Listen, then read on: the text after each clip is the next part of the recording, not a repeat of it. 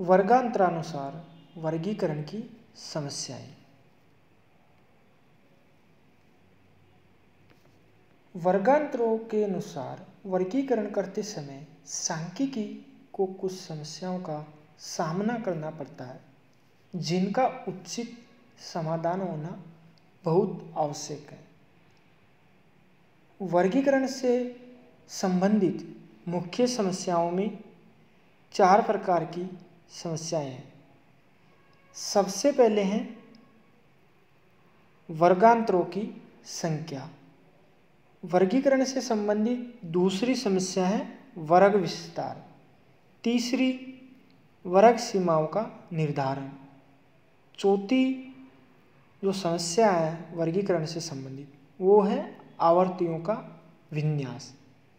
अब हम इन चारों समस्याओं का एक एक करके विस्तार से अध्ययन करते हैं। सबसे पहले हम देखते हैं वर्गांतरों की संख्या। सर्वप्रथम ये निश्चय करना आवश्यक है कि प्रस्तुत समंकों को कितने वर्गांतरों में बांटा जाए। इसके लिए प्रत्येक स्थिति में लागू होने वाला कोई दृढ़ और निश्चित नियम नहीं है, परंतु इस बात का ध्यान रखना चाहिए कि वर्गों की संख्या न तो बहुत कम हो और न बहुत अधिक हो।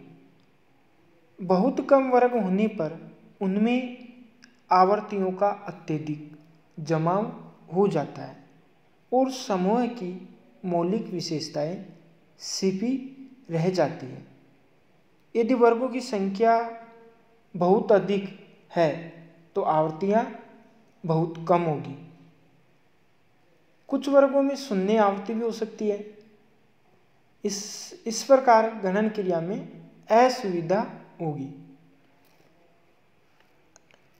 अतः समंकों को इतने वर्गों में विभाजित किया जाना चाहिए कि उनके महत्वपूर्ण लक्षण स्पष्ट हो जाए और उनसे अधिकाधिक सूचना उपलब्ध हो सके। सामान्यतः एक आवर्ती बंटन में 6 या 8 से कम और 20 से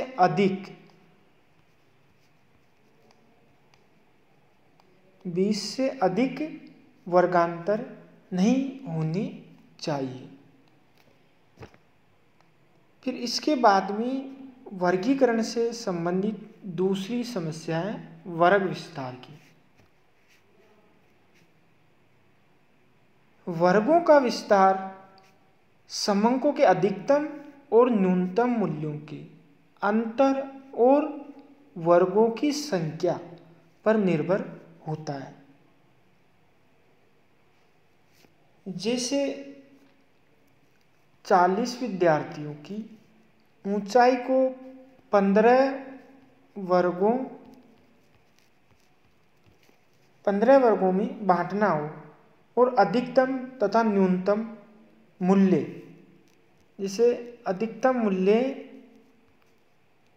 180 हो और न्यूनतम मूल्य 150 सेंटीमीटर हो,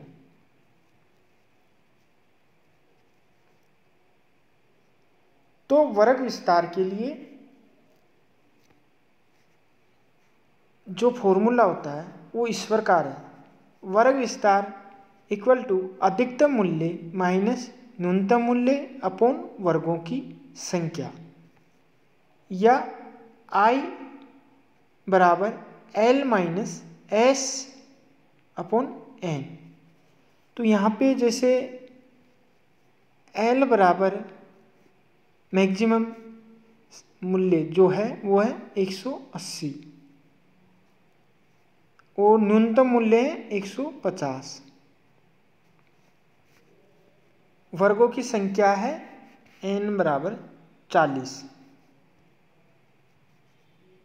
तो हमारा जो वर्ग विस्तार होगा वो होगा I बराबर 180 में से 150 घटाएंगे तो 30/40।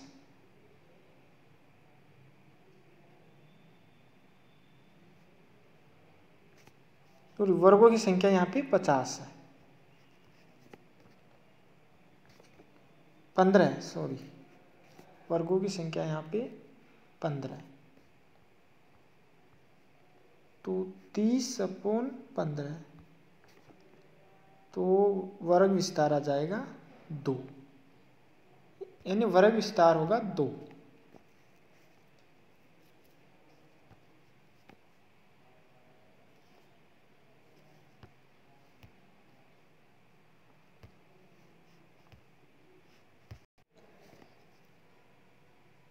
वर्ग विस्तार 2 है, मैक्सिमम मूल्य 180 और मिनिमम मूल्य है, मतलब मैक्सिमम मूल्य में लार्ज मूल्य है अपना 180 और न्यूनतम मूल्य है 150। तो वर्ग विस्तार होगा, न्यूनतम मूल्य 150 है तो 150 152, 152 से 154 ऐसे, और ये अंत में हो जाएगा 178 180। इस प्रकार वर्ग विस्तार के माध्यम से वर्गांतर बना सकते हैं, वर्ग बना सकते हैं। तो ये टोटल 15 वर्ग होंगे।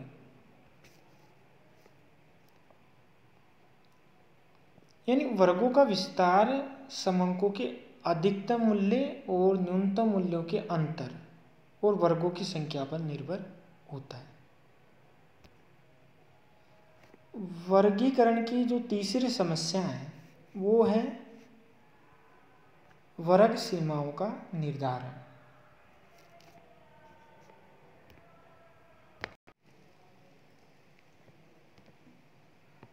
वर्गांतरों की ऊपरी और निचली सीमाएं स्पष्ट और यथासंभव पूर्णांकों के रूप में होनी चाहिए।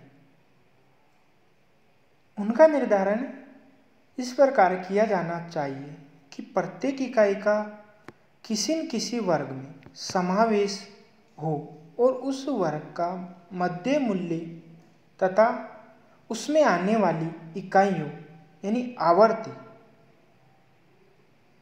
के मूल्यों का औसत माप लगभग बराबर हो। सभी वर्गों की दोनों सीमाएं स्पष्ट रूप से लिखी जानी चाहिए। वर्ग सीमाएं अपवर्जी या समावेशी रीति के अनुसार लिखी जा सकती है। फिर अंत में वर्गीकरण से जो संबंधित जो समस्या है वो है आवर्तियों का विन्यास।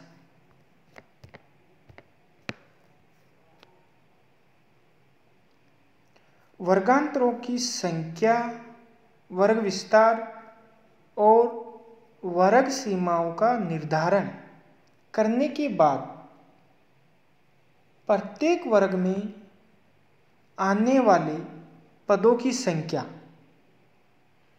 पदों की गणना करके उसकी आवर्ती लिखनी चाहिए। इसके लिए विशेष मिलान चिन्हों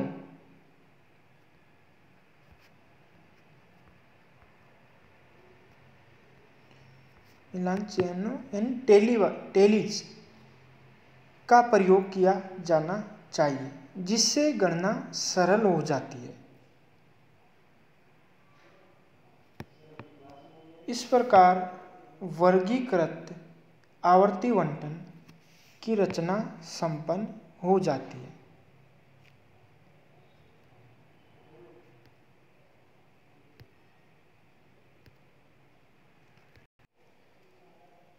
इस प्रकार हमने वर्गीकरण से संबंधित वर्गीकरण का अर्थ, उसके उद्देश्य, उसके आवश्यक तत्वों और उनकी रीतियों के बारे में जानकारी प्राप्त की है।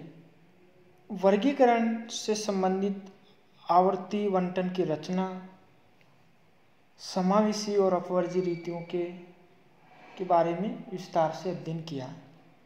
अगले वीडियो में हम सांख्यिकीय श्रेणियों के बारे में अध्ययन करेंगे।